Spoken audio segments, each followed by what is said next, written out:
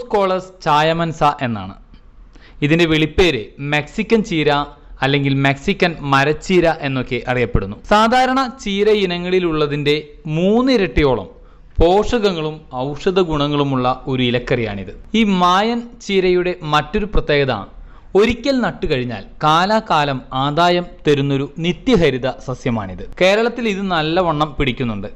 അതുകൊണ്ട് തന്നെ വീട്ടിൽ ഒരു തണ്ട് നട്ടുപിടിപ്പിച്ചാൽ നിങ്ങൾക്ക് കാലാകാലം നല്ല ഇലക്കറി കഴിക്കാം. ഇന്നത്തെ വീഡിയോ ചായമൻസയെക്കുറിച്ചാണ്, അഥവാ മെക്സിക്കൻ മരച്ചീരയെക്കുറിച്ച്. അതിന്റെ ഔഷധ ഗുണങ്ങളെക്കുറിച്ചും അതുപോലെ തന്നെ എങ്ങനെ ഇത് കൃഷി ചെയ്യാം എന്നതിനെ കുറിച്ചുമൊക്കെയാണ് ഇന്നത്തെ വീഡിയോ.